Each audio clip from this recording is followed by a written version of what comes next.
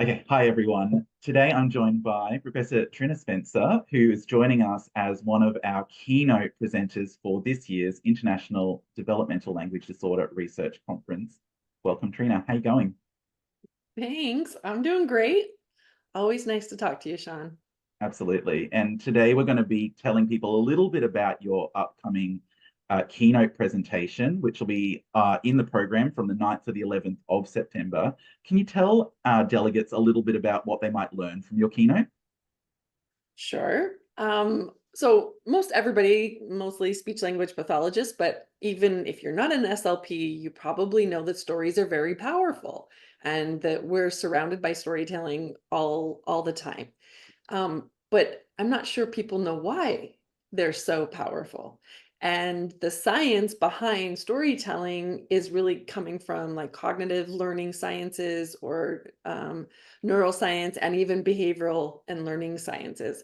Anyway, so in this talk, I'm going to be mixing all of the sciences that support the use of oral storytelling in therapy, in schools, in wherever, really as like a very powerful tool for boosting academic language and increasing skill in social interaction.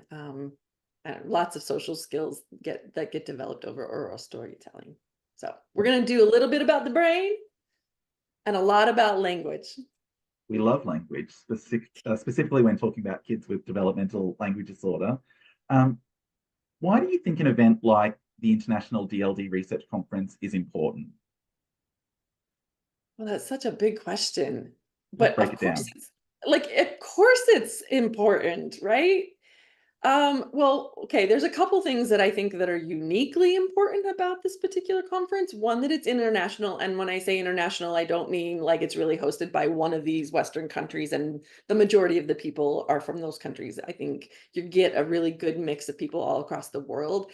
And, like the world's gotten smaller because of Mm. all of our digital media, and this is good because the cross country kind of research and networking that's happening because we're better at this technology, that's really important, so that there's not just like one or two countries that are way ahead in terms of their research and they can do, but that's going faster into more emerging and developing countries.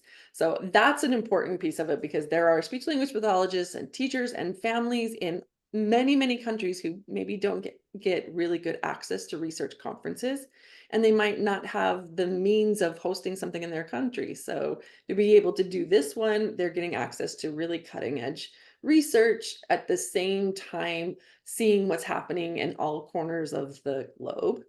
The other piece I would say is that, you know, the kids with DLD are sometimes hard to find, and there's a lot more of them than we think they are. And the more awareness we can bring to that, and then the more awareness that we have and that we're sharing, across all those different countries and across the globe about techniques that give you really powerful results without having to do a massive total overhaul, right? Sometimes it's just as simple as, use storytelling, for example, right? And if you use storytelling orally, guess what? You can transfer that straight to their written language. Things like that, that they're simple, but could be very powerful for this population.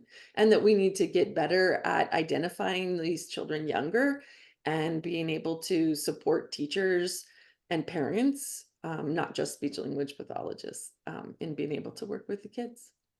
Perfect. And I don't want to jump ahead too much in your giving away your talk, but you've definitely shown that, there's this aspect of storytelling that everybody shares, and some of your research transcends lots of different countries and lots of different languages. So I'm sure people will learn a lot. I know. I don't think that I realized that when I started in this work on storytelling. I didn't realize how powerful storytelling was. It was just like, oh, that's a nice idea. Let me try this. And when Mm. I tried it, and then I saw how many different cultures of children and different ethnicities and languages, I was like, I think we're onto something here.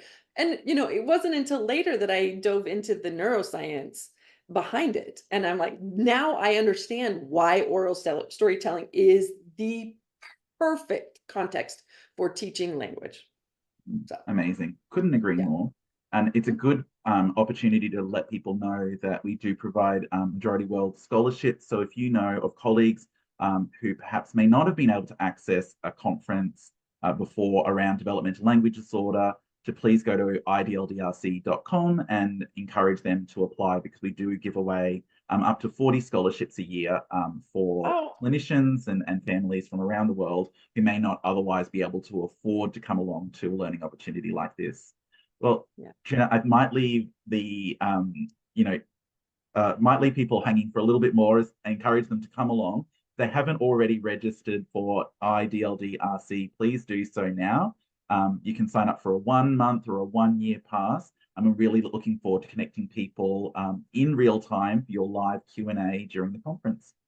Yeah, it'll be super fun, Sean. I'm excited, and I really enjoy talking to people who are out there in the trenches doing the real work. I'm supposed to be behind the scenes helping them get their job done. So I like talking to them.